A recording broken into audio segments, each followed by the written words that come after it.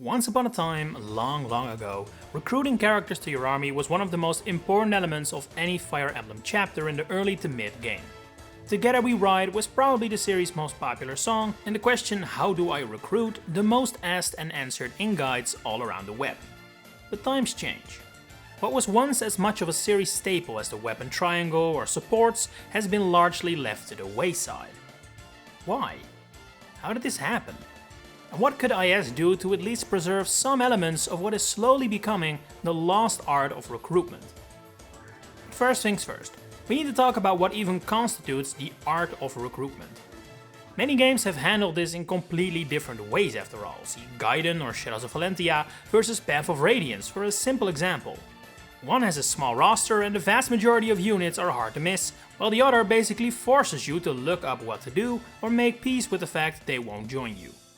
Neither of these are what I would consider peak recruitment, and yet I still consider them to be part of the good years, even if Tellius is trying very hard to make me dislike it in this regard. But after all, at least it still exists. You still have to go out of your way, make a strategy and account for the fact that your enemy isn't your only target. There's also this random standard bio with colorful hair who is looking awfully unique to just be anyone. It's exactly this feature which has slowly been phased out over time, especially after we entered the 3DS era. Awakening still had a little of it. Units like Gregor, Farja and Gaius don't join automatically and have to be talked to in order to be recruited, but starting with this game, the number of characters that joined like this heavily dropped. Well, technically almost all child units join this way, but I don't think their circumstances are entirely the same. Just like with Anna, the entire purpose of their paralogs is recruiting them. Now it's not making it a side objective, but really the main one. It's defeating the enemies that can be considered a secondary goal here, even if it's mandatory. Plus, the prominent concept of an enemy character switching sides or visiting a random village only to then be rewarded with a new unit already was basically non-existent in Awakening and has not really returned since. In fact, from this perspective, things have only become worse. In Fates, the vast majority of units join automatically at the start or the end of battles, and even some of the missable characters just woke up to your my castle one day and join in that manner. Might unironically be the worst recruitment method of the series. Tellius may feel unfair, but at least it makes more sense in universe. Shadows of Valentia must be disregarded of course, since it's a remake, which then brings us to Free Houses, which yeah, it does allow you to recruit a whole bunch of characters if you want, but there's literally one unit in the entire game who joins mid-battle, and that's the Azure Moon exclusive Gilbert. And it's not like he can be missed either. Engage does do things ever so slightly better again, but still the amount of optional units here can be counted on one hand, and Linden is the only one who truly requires some old school style planning, as the only one to start as an enemy. So, point being, for some reason, recruitment that requires intent and active behavior from us players is more or less dead, or at the very least on life support. It's easy to blame this on an issue I've talked about on this channel before, being what I called the retainer problem. Give it a look if it interests you when we're done here, but to very briefly sum it up, in that video I talked about how modern Fire Emblem games rely incredibly heavily on retainers, starting with Fates basically. Nearly the entire roster in that game, as well as in Engage, is quite literally a retainer or a royal that has retainers. And while Free Houses doesn't literally have retainers, it also really doesn't have any random characters either. This character archetype being very prevalent definitely doesn't help our recruitment problem here, that's for sure. After all, if a unit is already friends or works for another, then having to recruit them from a random village or from the enemy side isn't really all that logical and sensible, let alone having to pay to acquire their services. However, as we already discussed, I am of the opinion the downfall of recruitment started with Awakening, which proceeded to focus on retainers and royal crews. Sure, you have the shepherds, but it's not like we spent the entire game recruiting characters Chrom and Lissa already know.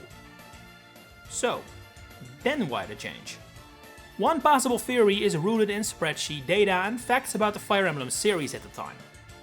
Now, I don't need to be the millionth person to tell you that Fire Emblem Awakening saved the series, could have been the last one, blah blah blah blah blah. The reason for that was a constant downward trend in sales, with especially the Tellius games and the two Arcania remakes not exactly setting the world on fire. Now, what do those games have in common? Well, quite a lot actually, they're the only direct prequel-sequel titles in the series.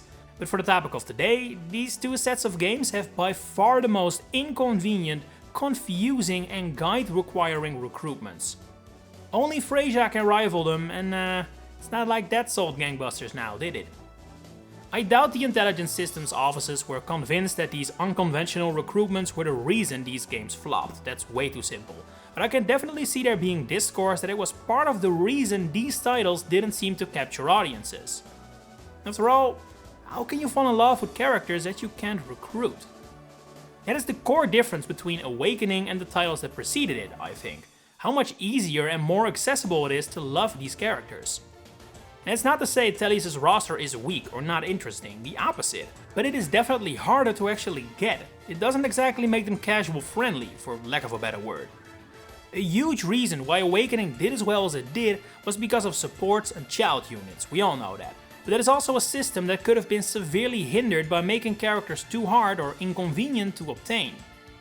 After all, you can't read fun supports if there's no one to talk to, and Awakening doesn't do single moms and dads.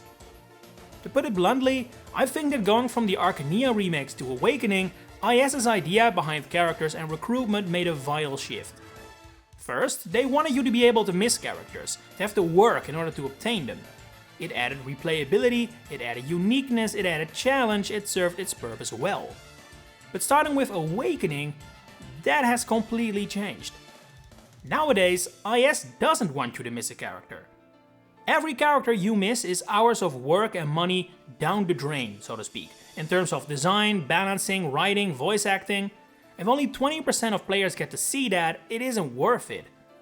And this is not a Fire Emblem only problem, this affects the entire gaming industry and has led to a decrease in missable content in general, something I also speculated to be a possible reason for the high number of retainers nowadays in that other video. But while it definitely has its place here as well, I think this is more of an IES specific thing. A change in the way of thinking, the way characters are approached and the function they serve within the game. Even though the idea of units truly being disposable had already more or less been ditched by the time the GBA rolled around, the fact of the matter is that in 2012, when Awakening was released, that philosophy was well and truly on the way out, and nowadays it has definitely left. Free Houses just flat out doesn't have it. If you play that game the way Shadow Dragon was originally meant to be played, you're destroying the story, will use characters from any house but your own, and while that is all fine and good in your third playthrough, it is with 100% certainty not what IS were aiming for there. A story like Free Houses had cannot be told using the recruitment ways of old. In order to arrive at that story setup, it has to have been true that IS, or I guess Koei Tecmo under their supervision, would have been willing to ditch recruitments completely if that was what proved necessary to tell their story. And don't get me wrong, I actually think they made the right call with this game. The pros outweigh the cons here. It's more Awakening, Fates and Engage that I think are huge missed opportunities in this regard. Like, Free Houses could have included recruiting enemies in the war phase, like Free Hopes actually does, but it also kinda goes against the themes of the war between houses. For the other three, Awakening is quite the ragtag group by the end, and while Fates and Engage are not, I would say there are more than enough random people in this army that could have been recruited through more classic means, but instead just joined through the story, at the start or end of the chapter, or through paralogs. That is another thing that definitely cannot be viewed separately from this change. How different paralogs are now. Starting with Awakening, they're no longer chapter number X, following immediately after the original one, but rather become a sort of optional chapter that you can play at any time instead. And starting with Awakening, this has mostly been the place where optional characters can be found and recruited, and while I suppose that in spirit it is similar, in practice it definitely isn't. Like I mentioned before, these kinds of paralogs now revolve entirely around the character you're supposed to recruit, making them effectively still the same thing as what frequently happens during the main story, except now starting the chapter is optional rather than mandatory. Tiki in Awakening is a perfect example. She's optional, you don't have to recruit her, but the only way to mess it up is by never finishing her paralogue. That is not the same thing, simple as that. But the fact of the matter is that this is the way IS has tried to implement more random phases into our army that don't have an immediate story connection. See Motsu and Jean for simple examples in retainer-heavy games. And from that perspective, I can completely understand not making an entire paralogue for, say, Anna, only to then make recruiting her in that chapter a side mission, something that's missable. That beats the entire point of why the paralogue exists. So while I would never ever call paralogues a problem, the fact that they currently are definitely partly responsible for the lost art of recruitment is something we have to keep in mind. So, how do we solve this problem? The easy way is by just saying toss a bunch of random optional recruits into the story, but for reasons mentioned before, I don't think that is a realistic solution. IS won't do that, it goes against their goals and vision.